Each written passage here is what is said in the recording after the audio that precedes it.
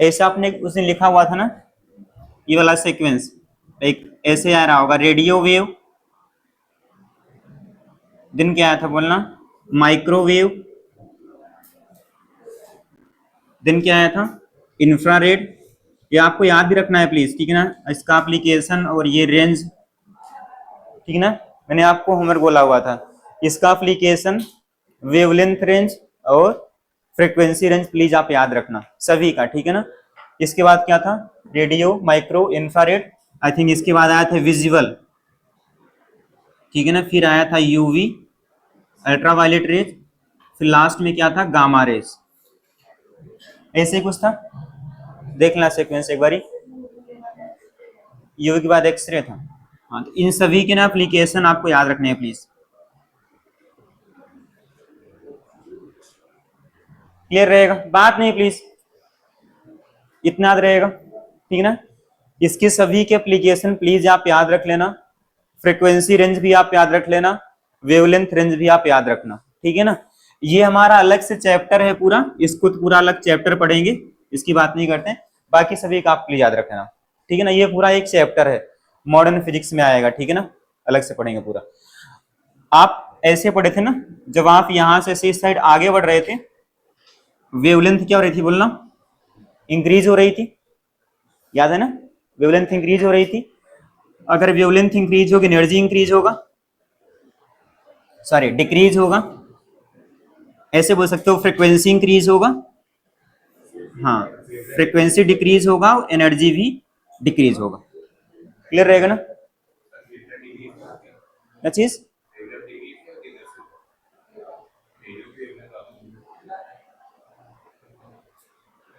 Radio, micro, नहीं wavelength increase हो रही थी क्या, ऑर्डर हमारा क्या देखना, इंक्रीजिंग ऑर्डर रहा होगा, देख नहीं सॉरी, ठीक है ना, वेवलेंथ डिक्रीज करेगी, फ्रीक्वेंसी इंक्रीज करेगी, एनर्जी इंक्रीज करेगी, ठीक है ना। जो आपके पास ये वाला रीजन दिख रहा है ना, विजिबल रीजन, यही हम लोग इस चैप्टर में पढ़ेंगे लाइट में, ठीक है, जिसमें हम लोग 7 कलर देखेंगे ऐसे विवग्योर करके, ठीक है ना, यही है विजिबल रीजन। और अगर इसमें आप बात करोगे केवल इसमें, ठीक है ना, केवल विवग्योर में, तो V से R तक वेवलेंथ बढ़ती है, ठीक है ना, फ्रीक्वेंसी घटेगी, एनर्जी घटेगी, याद रहेगा भी, आप मेंशन कर लो इसको, प्लीज आप याद रखना, ठीक है ना। यहाँ पे घटती, बट यहाँ पे वेवलेंथ V से R तक बढ़ती है, मतलब वायलेट की सबसे कम, फिर Indigo, blue, green, yellow, orange, red, ठीक है ना, रेड की सबसे अधिक होती है, ठीक है ना, ये मेंशन कर लो आप एटलीस्ट ये।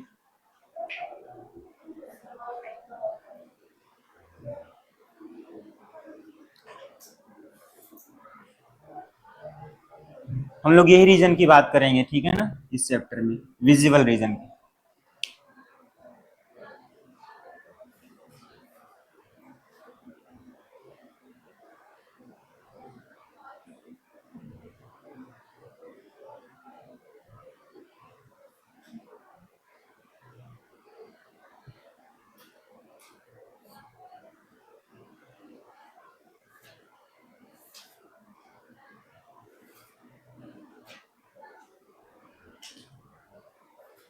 मेंस में इजी आता है, ठीक है, इस चैप्टर का मेंस में इजी आएगा, आप मेंस प्लीज करके आना, जो भी साथ पढ़ोगे आप 2 चैप्टर पूरे करके आना है आपको, ठीक है ना, वो ऐसे क्वेश्चन है करके ही आना है वो, ठीक है। एडवांस की हम लोग बात नहीं कर रहे हैं, ठीक है ना, वो तो अलग फंडा है उसका।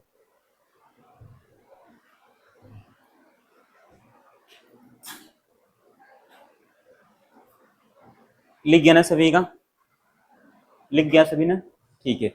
नेक्स्ट आप लिखो properties of light, properties of light,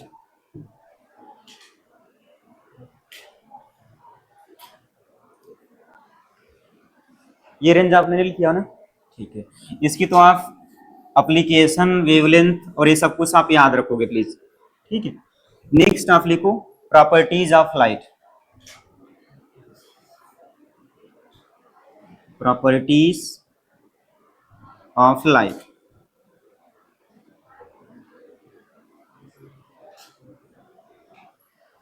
ठीक है।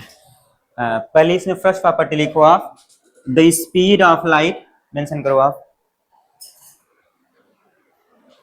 हम लोग कुछ छोड़ नहीं रहे हैं, ठीक है ना। आपको बोर्ड भी यहीं से पढ़ना है, मेंस भी यहीं से करना है, तो आप कुछ टॉपिक छोड़ नहीं सकते, ठीक है ना।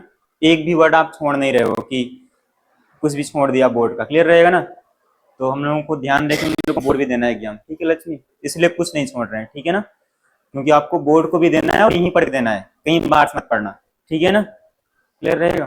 देखो आप इसमें लिखो आप द स्पीड ऑफ लाइट, देखो the speed of light in air or vacuum, the speed of light in air or vacuum is maximum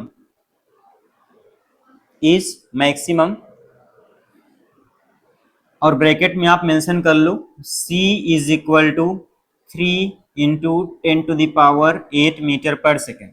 सी मतलब speed of light in air और vacuum, c is equal to 3 into 10⁸ metre per second. कितना लिखा? its speed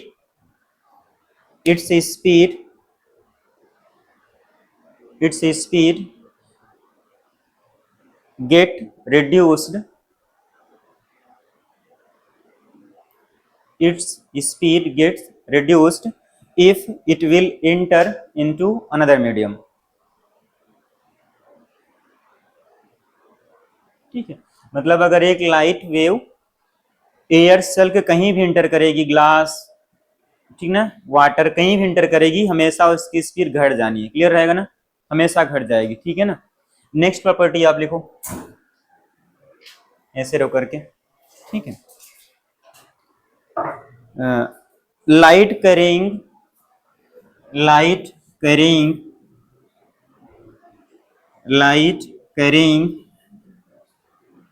बात नहीं please, light carrying energy and momentum,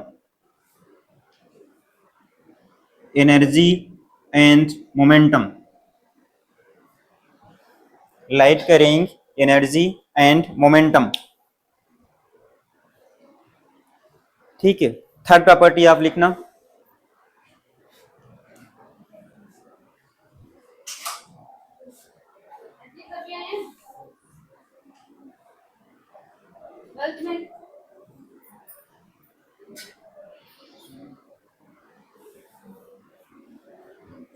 इसमें third लिखना, light is an electromagnetic wave, ठीक है ना। तो आप 24 वाला पेपर देखना ही, 23 पेपर देखना आप, ठीक है ना, सीबीएसई बोर्ड का। उसमें लिखा हुआ था कि लाइट इज इलेक्ट्रोमैग्नेटिक वेव, ये किसने बोला, मतलब ये किसका स्टेटमेंट है, ठीक है ना। तो आप ईएम वेव में पढ़ के आए हो, it was proposed by Maxwell, उसमें 4 ऑप्शन में चूज करना था, ठीक है ना। तो आप ब्रैकेट में आप लिख लो प्लीज, प्रपोज्ड बाय मैक्सवेल। यही स्टेटमेंट लिखा हुआ था कि लाइट एंड इलेक्ट्रोमैग्नेटिक वेव, फिर डैश था, फिर 4 ऑप्शन लिखे हुए थे, 4 साइंटिस्ट का नेम था, उसमें एक लिखा हुआ था, क्लियर रहेगा ना। तो आपको मैक्सवेल टिक करना था, तो इसको आप याद रखना प्लीज, ठीक है। नेक्स्ट लिखो आप,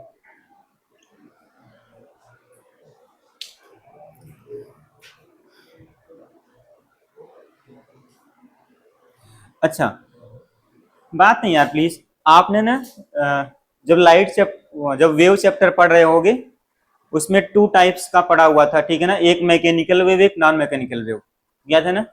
मैकेनिकल क्या होता है बोलना, what is mechanical wave, class 11 पढ़े होगे ना आप वेव चैप्टर में, बोलो कुछ याद है, कुछ आइडिया नहीं है। मैकेनिकल वेव वह वेव होती है जिसको चलने के लिए मीडियम चाहिए होता है, मतलब without medium it can't travel. जैसे कि साउंड वेव हो गई, उसको चलने के लिए एयर चाहिए, तो साउंड कैसी वेव हो गई, ठीक ना, मैकेनिकल।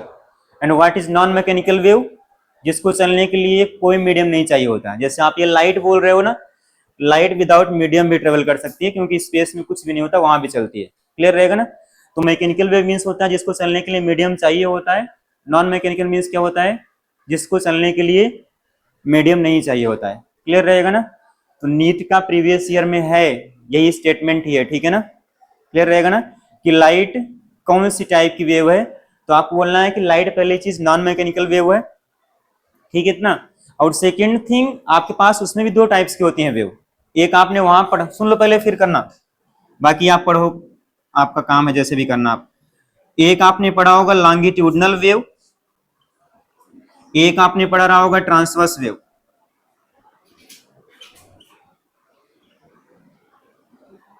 पढ़ा हुआ था, बोलना। अच्छा, what is mean by longitudinal wave, बोलना। ये नीट के क्वेश्चन है, जेईई मेंस आप उठाना, प्रीवियस ईयर क्वेश्चन है, ठीक है ना। By the way class 11th पढ़वाते हैं, ठीक है ना। लॉन्गिट्यूडनल वेव मतलब ये होता है कि जहां पर direction of propagation of wave और जो उसके पार्टिकल होते हैं मीडियम के सेम डायरेक्शन में ऑसिलेट करते हैं। जैसे आप एक अगर साउंड का एग्जांपल लो, ये मान लो यहां से साउंड निकली, ठीक है ना, यहाँ पे आप ऑब्जर्वर हो, क्लियर रहेगा ना। तो साउंड के जो एयर के पार्टिकल है वो भी ऐसे ही ऑसिलेट करते हैं, ऐसे टू एंड फ्रो ऑसिलेट करते हैं, ठीक है ना। और वेव भी आपके यहाँ पर पहुंचती है, यहां से आकर, क्लियर रहेगा ना। क्या हुआ गौरव जी, क्या हुआ, नहीं पढ़ना है क्या आपने, ठीक है ना, नहीं पढ़ना है, आता है सब कुछ, आता है क्या। तुम लोग ये बोल रहे थे वेव, लॉन्गिट्यूडनल वेव, मैंने क्या बोला, व्हाट इज दैट, ये क्या होती है, जिसमें direction of propagation of wave और जो जो मीडियम के पार्टिकल होते हैं वो ऑसिलेट करते हैं सेम डायरेक्शन में। मतलब अगर ये साउंड वेव का अगर एग्जांपल ले हम, तो साउंड मान लो यहां से निकल रही है कोई सोर्स है, यहां पर हमको सुनना है, ठीक है ना। तो साउंड जा भी ऐसे ही रही है, मतलब डायरेक्शन तो इधर ही ना साउंड का, ऐसे जाती है, ठीक है ना। और जो एयर के पार्टिकल होते हैं वो भी ऐसे ऐसे ऐसे ऑसिलेट करते हैं, जिसको हम लोग बोल रहे थे टू एंड फ्रॉम मोशन, ठीक है ना। फिर ऐसे रीजन आया करता था यहाँ पे, rarefaction compression, rarefaction compression, compression means ज्यादा प्रेशर, ठीक है ना, ज्यादा डेंस, रेयर फ्रैक्शन मींस कम प्रेशर कम डेंस, ठीक है ना। तो ये थी लॉन्गिट्यूडनल वेव, क्लियर रहेगा ना। व्हाट इज लॉन्गिट्यूडनल, जिसमें डायरेक्शन ऑफ प्रोपेगेशन और डायरेक्शन ऑफ मीडियम पार्टिकल जो होते हैं सेम वाइब्रेट करते हैं, मतलब सेम डायरेक्शन में, इतना क्लियर रहेगा। अब इस पे आते हैं ट्रांसवर्स पे। ट्रांसवर्स से मतलब होता है कि आपने एक पढ़ा रहा होगा स्ट्रिंग वेव, आप याद करो, एक रोप लो, ऊपर नीचे आप कर रहे थे, ठीक है ना। तो अब वेव तो इस साइड जा रही है, वेव तो इस साइड मूव कर रही थी प्लस एक्स में, बट जो रोप के पार्टिकल थे वो वाइब्रेट कर रहे थे परपेंडिकुलर टू दिस, ऊपर नीचे वाइब्रेट करेंगे ना, एक बार पार्टिकल नीचे आएगा फिर ऊपर जाएगा फिर नीचे आएगा फिर ऊपर जाएगा। तो डायरेक्शन ऑफ वेव है एक्स में, मीडियम के पार्टिकल वाइब्रेट कर रहे हैं वाई में, इसी वेव को हम लोग क्या बोल रहे थे, ट्रांसवर्स वेव, क्लियर रहेगा ना। ये पूरा अलग से सेक्शन है, ठीक है ना। साउंड वेव पूरा अलग चैप्टर है क्लास 11th में, आप पढ़ना जब भी पढ़ना। ट्रांसवर्स वेव पूरा एक अलग सेक्शन है, ठीक है ना, 3-4 क्लास लगती है पढ़ने में। आई होप आपने पढ़ा होगा, नहीं पढ़ा होगा तो आप पढ़ लेना प्लीज, ठीक है ना, इंपॉर्टेंट है। इस बार मेंस में आया था क्वेश्चन, इसी से आया था, क्लियर रहेगा ना, याद रहेगा। तो हमारा मेन काम ये था बताना आपको कि लाइट कैसी वेव होती है, नॉन मैकेनिकल होती है, और लाइट का नेचर कैसा होता है, ट्रांसवर्स, ठीक है ना। तो नेक्स्ट आप प्रॉपर्टी लिखो इसी में, light is an electromagnetic wave and transverse in nature. Light is an electromagnetic wave and transverse in nature.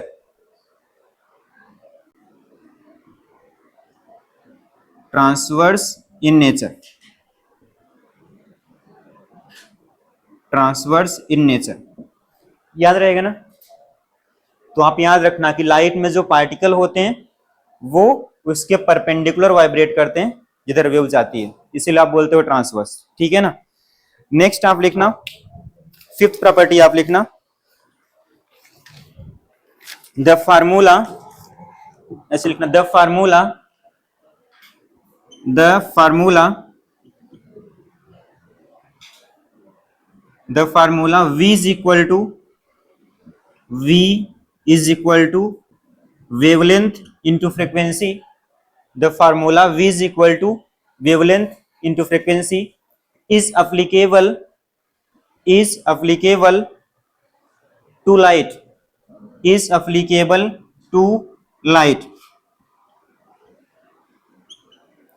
आपने जितनी लाइनें लिखी है ना, सबसे क्वेश्चन है, जितना भी अपना लाइन लिखा हुआ है ना सभी से क्वेश्चन हैं, प्लीज याद रखना इसको, ठीक है ना। नीट में है, सीबीएसई बोर्ड में है, मेंस में है, ठीक है ना। तो हम लोग फालतू नहीं लिख रहे हैं, इससे लिख रहे हैं क्वेश्चन है ऑलरेडी आए हुए, क्लियर रहेगा ना। इस लाइन से भी क्वेश्चन है, इससे भी है, इससे भी है, इससे भी है, इससे भी है, ठीक है ना। बस आपको ऑप्शन देख के चार में से एक चूज करने पड़ेंगे, ठीक है ना, याद रहेगा। बस लास्ट लाइन लिखो इसमें आप, last property, light has both, light has both light has both particle nature as well as wave nature.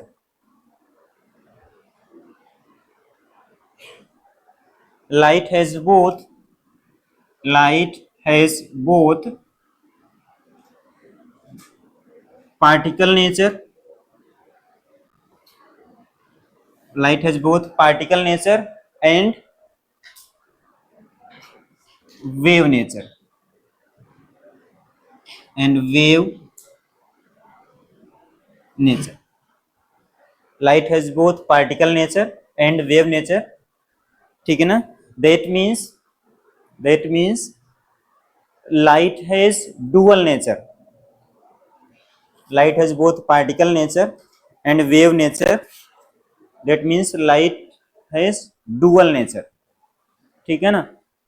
मतलब लाइट के पास डुअल नेचर होता है, मतलब sometimes it behaves like a particle, sometime behaves like a wave, clear रहेगा ना। अलग अलग conditions पे अलग अलग तरीके से बिहेव करती है, कभी कभी तो वो पार्टिकल जैसा बिहेव करेगी, कभी कभी वेव नेचर जैसा बिहेव करेगी। इसीलिए हम लोग क्या बोल रहे हैं कि लाइट कैसी होती है, डुअल नेचर की होती है, क्लियर रहेगा ना। और मैंने आपको बोला भी हुआ था कि what is meant by particle nature, बोलना। पार्टिकल नेचर में आपने क्या लिखा हुआ था, एक पार्टिकल नेचर, हम लोग ईएम वेव पढ़े थे इसको, और मैंने सेकंड बोला कि वेव नेचर, ठीक है। तो पार्टिकल नेचर मीन्स क्या होता है, बोलना अपने से, बोलना कि light is made up of quanta photon, याद है ना कि लाइट क्या होती है, छोटे छोटे पार्टिकल से मिलकर बनी होती है। जो स्मॉलेस्ट पार्टिकल होते हैं उसको क्या बोलते हैं, क्वांटा बोलते हैं, या क्या बोलते हैं, फोटॉन बोलते हैं। उन्हीं के पास एनर्जी कितना आई थी, एस सी अपॉन लैम्डा आई थी, याद है ना, बोलो। तो इसमें आप क्या लिखते हो कि light is made up of, ऐसे मानते हो कि light is made up of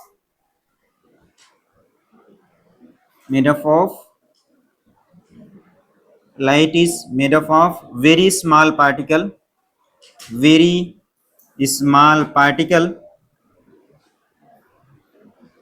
ऐसे मेंशन कर लो प्लीज, कॉल्ड एज क्वांटा और फोटॉन। इसके पास एनर्जी कितना होती है, आपने पहले पढ़ लिया हुआ है ईएम वेव में, एस सी अपान लैम्डा वाली एनर्जी, ठीक है ना, ये होती है। अच्छा, जब लाइट पार्टिकल नेचर की है तो मैंने आपको क्या बोला हुआ था, लाइट कैसे चलेगी, लाइट ट्रेवल करेगी स्ट्रेट पाथ में, ठीक है ना। तो इसमें लाइट का क्या होता है, बोलना, इसमें लाइट का होता है रेक्टिलिनियर प्रोपेगेशन, रेक्टिलिनियर प्रोपेगेशन, मतलब लाइट एक स्ट्रेट पाथ में चलेगी, रेक्टिलिनियर प्रोपेगेशन ऑफ लाइट, ठीक है ना, इतना याद रहेगा। अच्छा, इसके एग्जाम्पल मैंने क्या बोला था, बोलना अपने से, इसके एग्जाम्पल क्या थे, रिफ रिफ्लेक्शन, और क्या था बोलना, रिफ्रैक्शन, और क्या था एक, photo electric effect experiment, photo electric effect experiment, ये सब हम लोग पढ़ते हैं लाइट के पार्टिकल नेचर में, reflection, refraction, photo electric effect. मतलब हम लोग लाइट को मानेंगे कि लाइट एक स्ट्रेट पाथ में चलेगा, ठीक है ना। ये सब हम लोग पढ़ेंगे वेव ऑप्टिक्स में। यही जो पार्टिकल नेचर होता है ना, सॉरी, यही जो पार्टिकल नेचर होता है हम लोग कहां पढ़ते हैं, रे ऑप्टिक्स में, क्लियर रहेगा ना। तो इसी को हम लोग क्या बोला करेंगे, बोलना,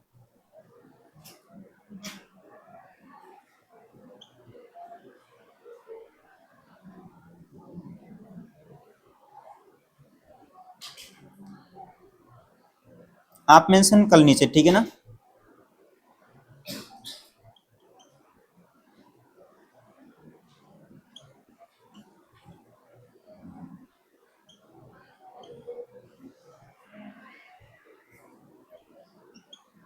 रे ऑप्टिक्स का एक सेकेंड नेम भी होता है, वो भी आप यही मेंशन कर लो, ज्योमेट्रिकल ऑप्टिक्स, ज्योमेट्रिकल ऑप्टिक्स, ठीक है ना।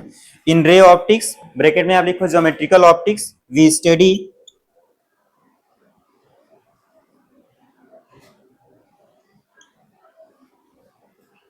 Particle nature of light, particle nature of light,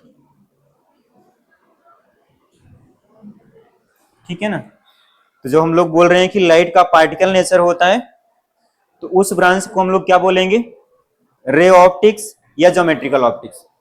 clear है नहीं इतना, ठीक है। और वेव नेचर में देख लो आप, वही light travels in form of a wave, इसके एग्जांपल आप मेंशन कर लो बस। एक इंटरफेरेंस पढ़ेंगे, डिफ्रैक्शन पढ़ेंगे, ठीक है ना, और एक पढ़ेंगे पोलराइजेशन, ठीक है ना। इंटरफेरेंस ऑफ लाइट ये आप पढ़ चुके हो ऑलरेडी क्लास 11 में, इसको नहीं पढ़ेंगे, ठीक है ना। डिफ्रैक्शन पोलराइजेशन पढ़ेंगे, ठीक है ना। और इन वेव ऑप्टिक्स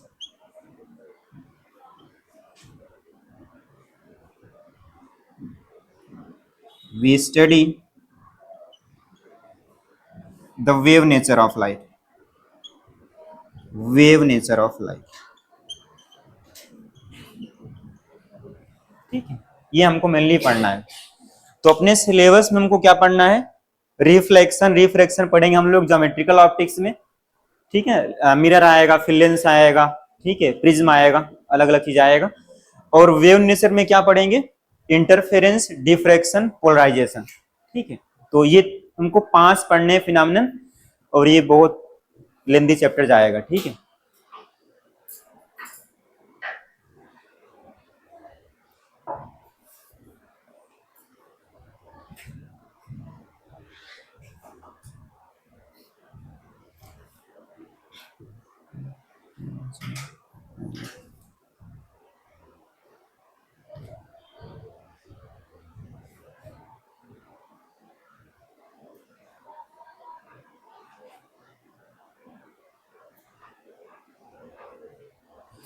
याद रखना सबको क्या पढ़ना है एटलीस्ट, तो आपको पता रहे कि हम लोगों को ये सब चीजें पढ़नी है, ठीक है ना। और बाकी जो सीबीएसई बोर्ड में आएंगे सिंपल सिंपल, तो आप चीजों को याद रखना, वहां से करना है आपने, ठीक है ना। वहां पे कुछ भी आ सकता है, क्योंकि ये सब एनसीईआरटी का पार्ट है, ठीक है। तो बोर्ड में कुछ भी आ सकता है। लिख गया सभी का, चलो हो गया ना सभी का, लिख गया ना सबका। थोड़ा फास्ट लिखो, लिखने वाला काम है, जल्दी करना ताकि हम लोग आ पाए अपने मेन टॉपिक पे।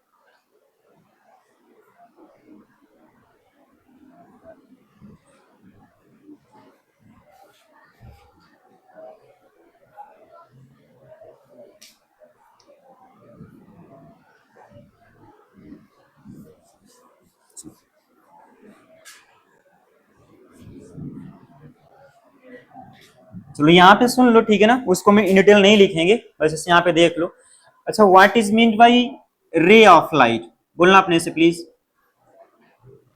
रे क्या होती है, बोलना।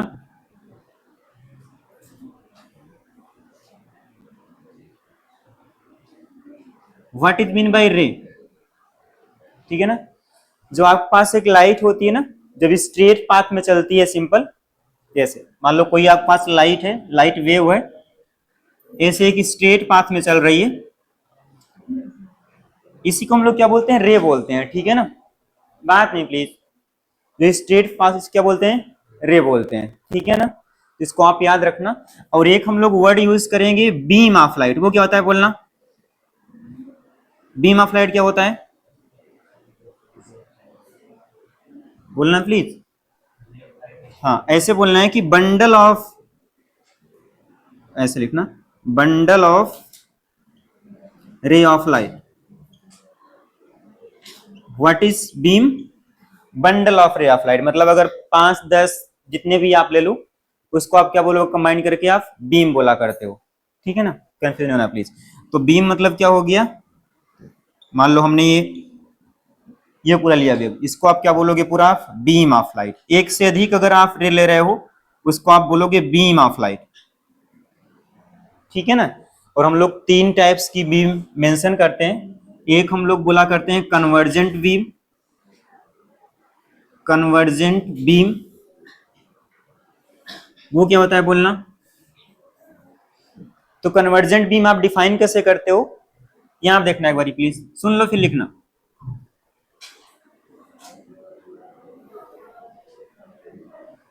कन्वर्जेंट बीम मींस ये होता है कि जैसे लाइक इन डायरेक्शन ऑफ रे अगर आप आगे बढ़ोगे तो उनका डायमीटर्स डिक्रीज होगा, समझ पा रहे हो ना। देखो यहाँ तीनों वेव चल रही थी, जैसे जैसे आप आगे बढ़ रहे हो डायमीटर देखो कम हो गया, पहले इतना यहाँ पे था फिर ऐसे ऐसे कम हो रहा है, क्लियर रहेगा ना। तो इसमें क्या लिखोगे आप कि diameter of beam decreases, beam decreases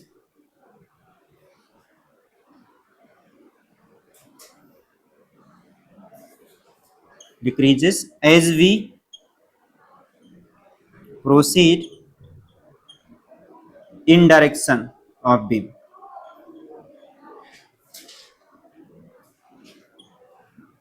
propagation का लॉ याद रहेगा ना। सिंपल आपको याद रखना है कि जैसे जैसे आप इन डायरेक्शन ऑफ वेव आगे बढ़ोगे वैसे वैसे क्या होगा, इनका डायमीटर क्या होगा, डिक्रीज होगा, ठीक है। एक हम लोग बोला करते हैं divergent beam, divergent beam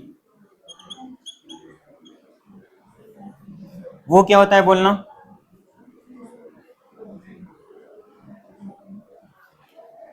what is divergent beam, उसका डायमीटर इंक्रीज करेगा, ठीक है ना। मतलब ऐसे समझो आप,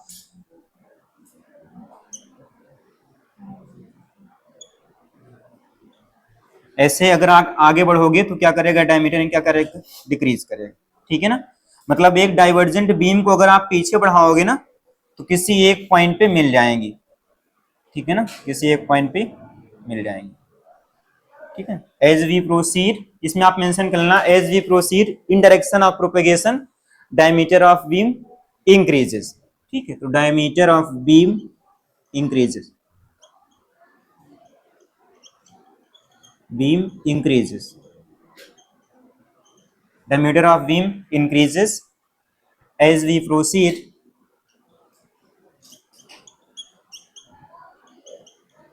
in direction of propagation।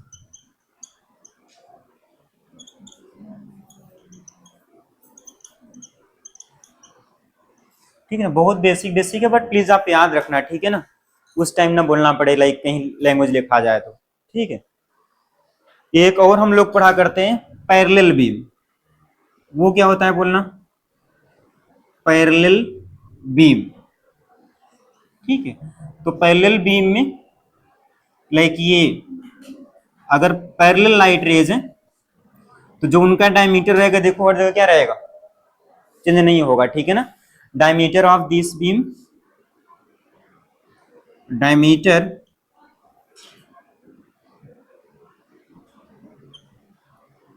of the parallel beam, parallel beam, parallel beam remains constant, ये remains same आप लिखो as we proceed in direction of propagation, ठीक है। तो ये आप लाइट का मतलब याद रखना, कहीं पर एक आप सिंगल ये दिखाओगे स्ट्रेट पाथ उसको आप रे बोला करते हो, एक से अधिक लाइट रे आ जाएगी बंडल उसको आप बोलोगे बीम, ठीक है ना।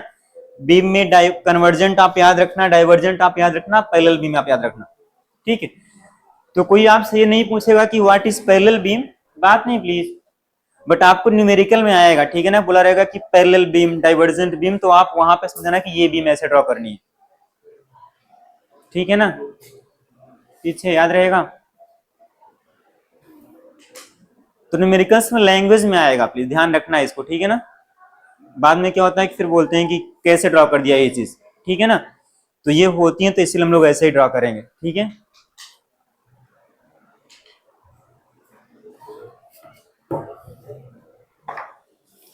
क्लास का टाइम कब तक होता है? 50। ठीक है।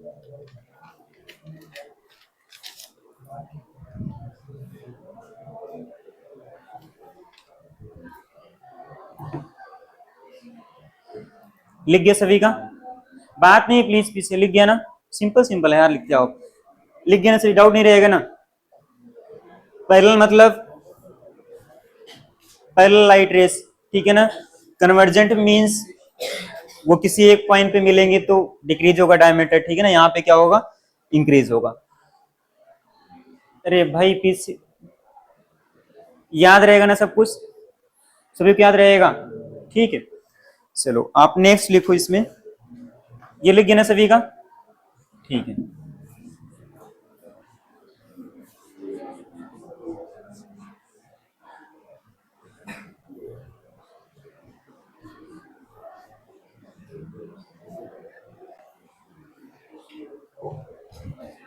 आप नेक्स्ट लिखो हेडिंग रिफ्लेक्शन ऑफ लाइट।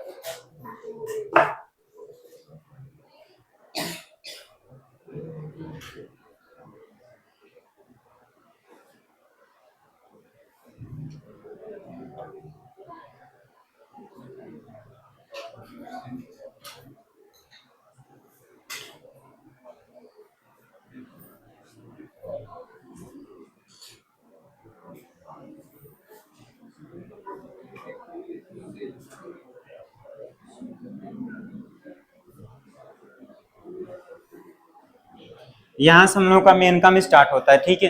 बात नहीं करो और पीछे प्लीज,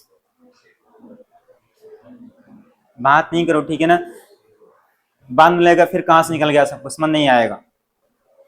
तो आप एकदम शुरू से कर रहे हो, आप जो 10th से एकदम स्टार्ट कर रहे हैं, तो प्लीज सुन लो। एक दो क्लास की बात है, छोड़ने का कुछ फायदा है नहीं कि छोड़ दें फिर समझ पाए, फिर पूरा डिस्टर्ब हो जाता है फिर, ठीक है ना? इसलिए आप बेसिक भी कर लो, फिर वो तो आ ही जाएगा जो आना है मन, ठीक है? नेक्स्ट आप लिखो रिफ्लेक्शन ऑफ लाइट। अच्छा होता क्या है बोलना है? यहां देखना, मान लो आपके पास ये कोई भी एक रिफ्लेक्टिंग सरफेस है। रिफ्लेक्टिंग सरफेस मतलब एक स्मूथ सरफेस होगी, पूरा पॉलिश सरफेस बोल सकते हो आप, ठीक है ना? रिफ्लेक्टिंग सरफेस, ठीक है? मान लो एक लाइट आपने इंसिडेंट करवाया, बात नहीं करो यार प्लीज। एक लाइट रे इंसिडेंट करवाया, उस सरफेस से स्ट्राइक किया और उसी मीडियम में वापस लौट गई, ठीक है? अच्छा डिफाइन कैसे करोगे आप? Simple definition, the phenomenon of bouncing back of a ray of light into the same medium, ठीक है ना? On striking a reflecting surface is called as reflection of light. जैसे एक लाइट रे आई, स्ट्राइक की, दोबारा उसी मीडियम में चल गई, इसको आप क्या बोलोगे? रिफ्लेक्शन ऑफ लाइट बोलोगे। अब जो इस रिफ्लेक्टिंग सरफेस के एक परपेंडिकुलर होगा, लाइक जस्ट नॉर्मल आप बोल सकते हो, एक परपेंडिकुलर लाइन जो इस रिफ्लेक्टिंग सरफेस की बिल्कुल परपेंडिकुलर है, उसको आप बोला करते हो नॉर्मल। पहले सुन लो फिर लिखना प्लीज।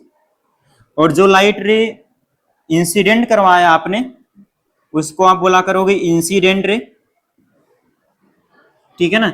और जो लाइट रे बाउंस बैक हुई है दोबारा उसी मीडियम में, उसको आप बोला करोगे रिफ्लेक्टेड रे, ठीक इतना?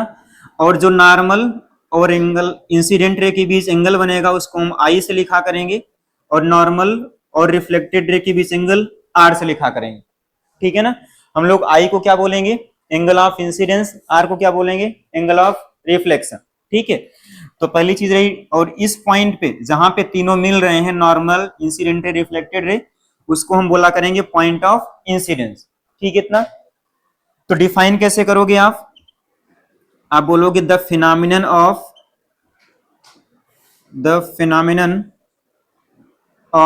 Bouncing back, the phenomenon of bouncing back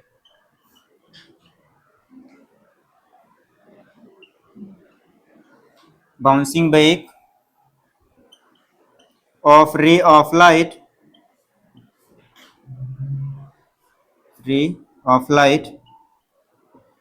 into the same medium, right, on striking on striking a reflecting surface, on striking a reflecting surface into the same medium, into the same medium called as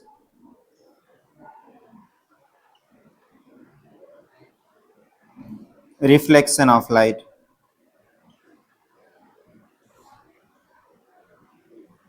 ठीक ना, एक simple सी definition है कि एक light रे आई, किसी surface को strike की, रिफ्लेक्टिंग सरफेस बोलेंगे, उसी मीडियम में वापस लौट गई, उसी को आप बोलते हो रिफ्लेक्शन ऑफ लाइट। ठीक है, और जो इस रिफ्लेक्टिंग सरफेस की एक परपेंडिकुलर लाइन दिख रही है आपको, उसको आप नॉर्मल बोला करोगे हमेशा। जो लाइट रे स्ट्राइक की है उसको इंसिडेंट रे, जो लाइट रे बाउंस बैक की है स्ट्राइक करने के बाद उसको बोलेंगे रिफ्लेक्टेड रे, और जो नॉर्मल और इंसिडेंट रे के बीच एंगल बनेगा उसको बोला करेंगे एंगल ऑफ इंसिडेंस, इसको आप क्या बोलोगे, एंगल ऑफ रिफ्लेक्शन। ठीक है, तो आप चाहे तो नीचे लिख भी लेना, ठीक है ना, कि एंगल आई को आप क्या बोला करोगे, angle of incidence, angle of incidence, ठीक है ना, और एंगल आर को आप बोला करोगे एंगल ऑफ रिफ्लेक्शन। ठीक है, आप मेंशन कर लो इसको एक तो।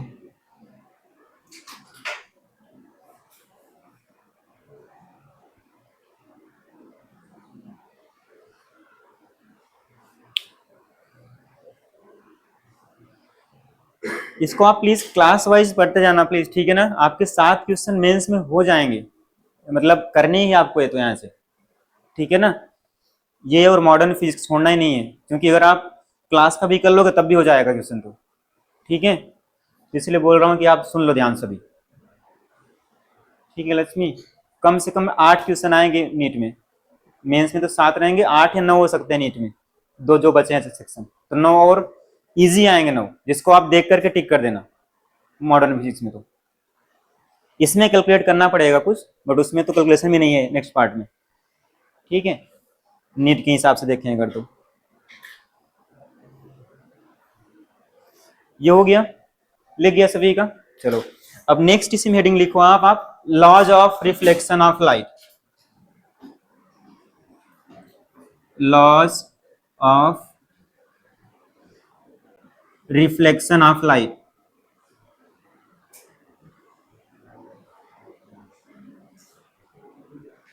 Laws of reflection of light.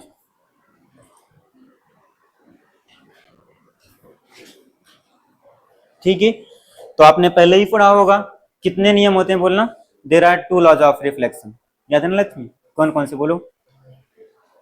हाँ यस, सही है, तो पहला इसमें आप लिख लो the angle of incidence, the angle of incidence is always,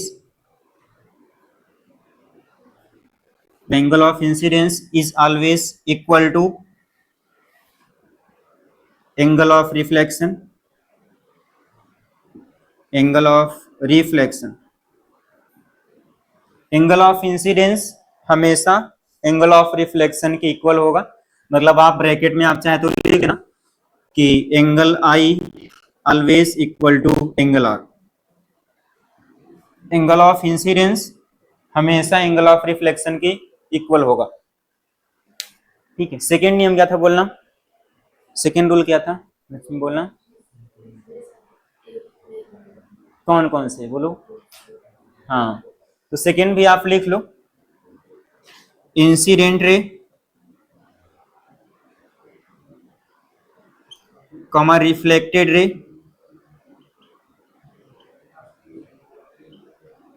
and normal. क्या ऐसा क्या जरूरी है भाई, बाद में पूछ लेना, ठीक है ना। Incident ray, reflected ray and normal at the point of incidence,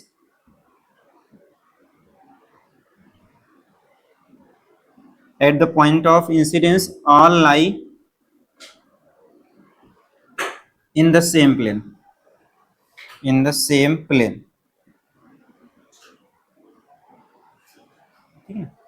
incident है, रिफ्लेक्टेड है and normal at the point of incidence all lie in the same plane. ठीक है, नीचे आप लिख भी लो चाहे तो आप, this plane is called as, this plane is called as plane of incidence, plane of incidence या प्लेन ऑफ रिफ्लेक्शन भी बोलते हो आप। ठीक है, इससे आप याद रखना।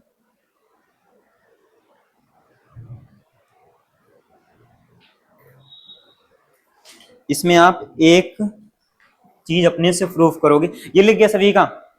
अभी यहाँ सुनना, ये आपका होमवर्क रहेगा, सभी लोग प्रूफ करके आएंगे। ठीक है ना, वेक्टर फॉर्म से आपको प्रूफ करना है। ठीक है ना, नहीं बनेगा तो हम लोग डिस्कस कर लेंगे आपको। ठीक है ना, वेक्टर आता है ना, क्रॉस डॉट आता है ना अंतरा, उसी से प्रूफ कर देखना। यहाँ पे उसका डायग्राम अपने से आप मेंशन कर लो, अलग से दोबारा बनाओ डायग्राम और कल प्रूफ करके आना आपने। ठीक है ना, यहाँ देखना, अगर हम ऐसे बोलते कि आपके पास मान लो ये रही इंसिडेंट रे, ये है रिफ्लेक्टेड रे, ठीक है ना, और हम ये रही नॉर्मल, तो हम नॉर्मल को दिखा रहे हैं मान लो एन कैप से, ठीक इतना, और इंसिडेंट रे मान लो दिखा रहे हैं ई कैप से, और इसके दिखा रहे हैं मान लो आर कैप से। अच्छा, व्हाट इज ई कैप बोलना, E cap is unit vector in direction of incident ray, ठीक है ना।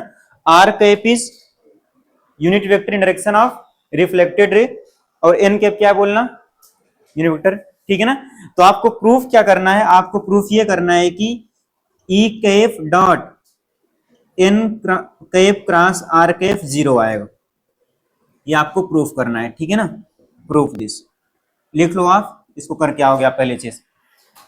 ठीक है ना, और रिजल्ट भी आप याद रखना। ठीक है ना, बट इसको प्रूव करके आना आप प्लीज। ठीक है,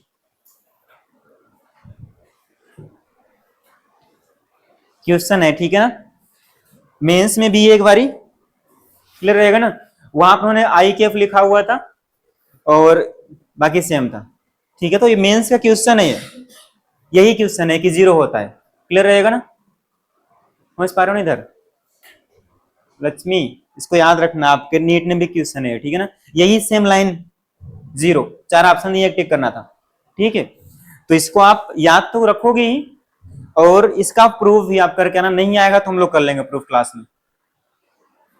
ठीक है, और मेंशन करना what is E cap, e cap is unit vector in direction of incident ray, what is n cap unit vector in direction of normal, r cap क्या है, unit vector in direction of reflected रे।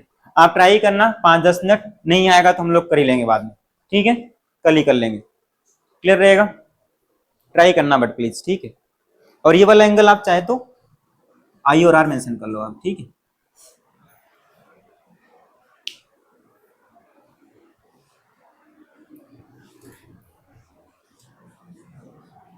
उसको prove भी करना और उसको याद भी रख लेना आप। ठीक है ना, इसको आपको याद भी रखना है, रिमेंबर दिस रिजल्ट। ठीक है, इसको आपको याद भी रखना है।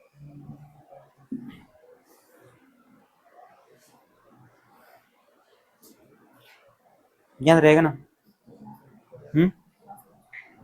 यहाँ तक में आ जाएगा। ठीक है ना, हाँ पूरा पेज छोड़ दो, कोई नहीं, हो जाएगा ना, 5-7 लाइन में हो जाएगा करोगे आप तो। ठीक है ना, गलत सही जैसे करना आप, हो जाएगा। लिख गया सभी का, सबको याद रहेगा।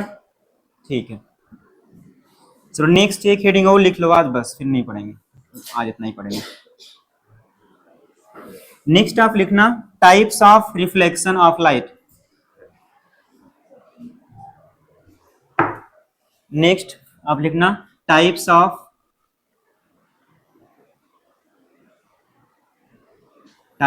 Reflection of light.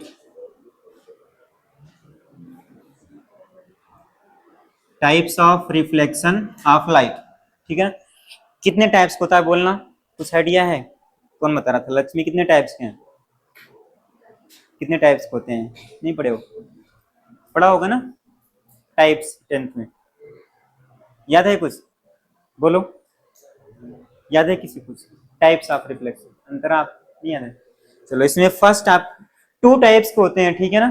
फर्स्ट आप लिखो, सिंपल होता है एकदम लिखना, आप रेगुलर रिफ्लेक्शन, याद आया? Regular reflection of light. Regular reflection या इसी का एक और नेम होता है। तो आप सीबीएसई बोर्ड के क्वेश्चन देखना, ठीक है ना। उसमें ये क्वेश्चन है कि बात नहीं यार पीछे प्लीज, कि regular reflection is also known as, ठीक है ना। 4 ऑप्शन लिखा हुआ है, क्लियर रहेगा। तो इसका एक और नेम होता है, उसको हम लोग बोला करते हैं स्पेक्टेकुलर रिफ्लेक्शन। Spectacular reflection. तो चाहे आप रेगुलर बोलो या क्या बोलो आप, स्पेक्टेकुलर रिफ्लेक्शन, दोनों का मीनिंग सेम है, ठीक है। अच्छा ये होता क्या है, देखना यहाँ पे। अब मान लो आपके पास कोई भी लाइट रे है, ये मान लो कि ये एक परफेक्ट प्लेन सरफेस है, मतलब बिल्कुल स्मूथ सरफेस है, ठीक है ना। ये क्या है बोलना, बिल्कुल स्मूथ सरफेस है।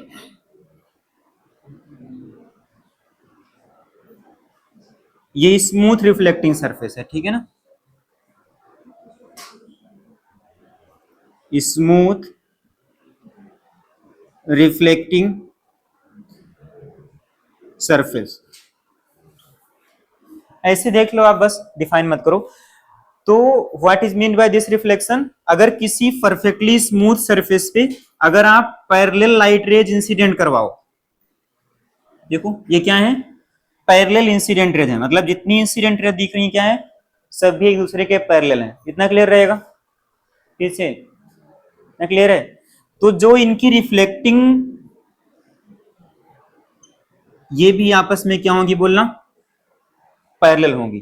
तो आपको डिफाइन कैसे करना है कि when parallel incident rays strikes on a smooth surface, perfectly smooth surface, तो जो उनकी रिफ्लेक्टेड रेज होंगी वो भी आपस में क्या होंगी, पैरेलल होंगी। मतलब अगर पैरेलल इंसिडेंट रेज आ रही हैं तो उनकी रिफ्लेक्टेड रेज भी क्या होंगी, पैरेलल होंगी। उसको आप क्या बोलोगे, रेगुलर रिफ्लेक्शन। क्लियर रहेगा ना। तो आप यहां मेंशन भी कर लो, इफ पैरेलल इंसिडेंट रेज,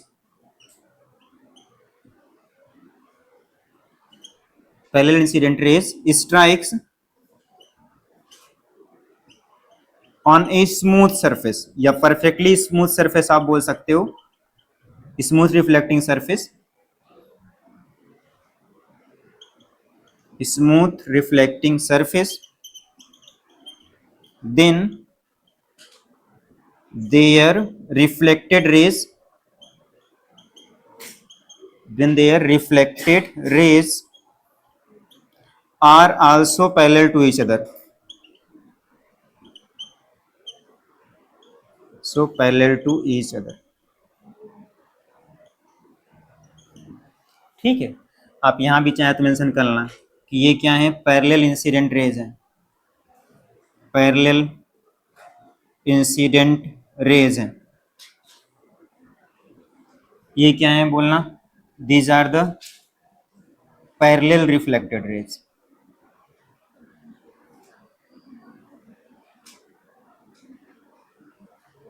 ठीक है, सिंपल है, आप याद रखना प्लीज। तो अगर पैरेलल इंसिडेंट रेज स्ट्राइक करेंगी स्मूथ सरफेस पे तो उनकी रिफ्लेक्टेड रेज भी आपस में पैरेलल होंगी। इस टाइप के रिफ्लेक्शन को आप क्या बोलते हो, रेगुलर रिफ्लेक्शन। ये कब होगा, जब आपकी रिफ्लेक्टिंग सरफेस स्मूथ है, रफ सरफेस नहीं होनी चाहिए, ठीक है। स्मूथ रिफ्लेक्टिंग सरफेस, तो ये होगा, इसी को आप क्या बोलते हो, रेगुलर रिफ्लेक्शन। याद रहेगा ना, सिंपल मीनिंग है, ठीक है ना, कि अगर किसी स्मूथ सरफेस पे पैरेलल लाइट रे इंसिडेंट करवा रहे हो तो उनकी रिफ्लेक्टेड रेज भी आपस में पैरेलल होंगी, ठीक है ना। इसी को आप बोलते हो सिंपल सा, जितनी भी पैरेलल आएंगी उतनी ही पैरेलल रिफ्लेक्टेड रेज में निकलेंगी, ठीक है ना। इंसिडेंट रेज आपस में पैरेलल होंगी, रिफ्लेक्टेड रेज आपस में पैरेलल होंगी, ठीक है ना। ऐसे नहीं कि आपस पैरेलल, क्लियर रहेगा ना, इतना याद रहेगा। फिर एक सेकेंड टाइप का रिफ्लेक्शन आप मेंशन कर लो, ये लिख लिया पहले बोलना, इसको लिख लेना पहले। फिर एक सेकेंड टाइप का रिफ्लेक्शन आप मेंशन कर लो बस, उसको हम लोग बोला करेंगे इरेगुलर रिफ्लेक्शन। Irregular reflection. इसी का एक सेकेंड नेम होता है, इसको हम लोग बोला करते हैं diffuse reflection. Diffused reflection, diffused irregular reflection या डिफ्यूज्ड रिफ्लेक्शन। ठीक है, ये क्या होता है, बस यही मेंशन कर लो आप कि अगर ये आपके पास जो रिफ्लेक्टिंग सरफेस है ना रफ है,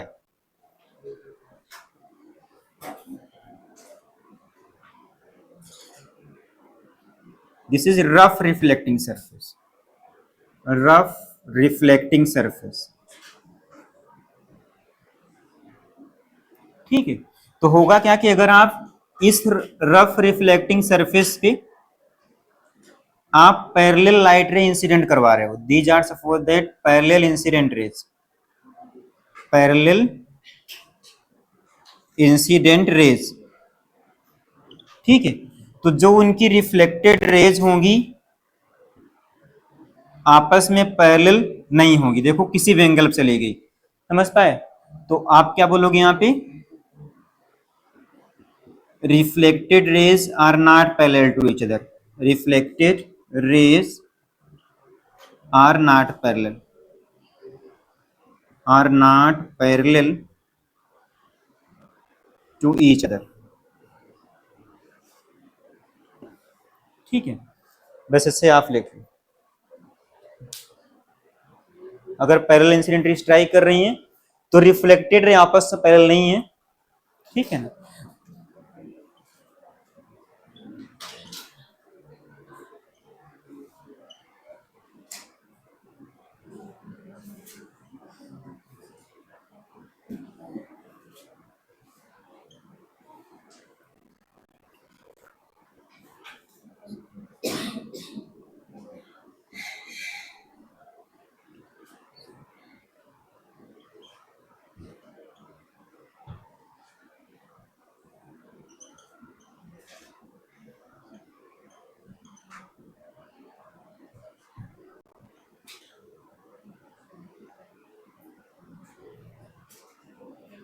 ठीक है, मैंने लास्ट में लिखा हुआ है कि जो आपने रिफ्लेक्शन के नियम पढ़े हैं ना, दोनों टाइप्स के रिफ्लेक्शन के लिए वैलिड रहेंगे। ठीक है ना, अगेन ये क्वेश्चन है भाई, ठीक है ना, नीट के प्रीवियस ईयर में है कि laws of reflection of light valid for which type of reflection, तो आपको क्या टिक करना है, दोनों टाइप के लिए। ठीक है ना, मतलब अगर आप इस पर देखोगे तो दोनों नियम वैलिड होंगे, समझ पाए ना, जो भी टाइप का रिफ्लेक्शन हो, रिफ्लेक्शन के लॉज हमेशा ट्रू होते हैं, वो हमेशा अप्लीकेबल होते हैं। ठीक है, तो ये सारे थ्योरेटिकल पार्ट था, इसको आप इतना कर लो, आज इतना ही पढ़ेंगे हम लोग आज बस। ठीक है।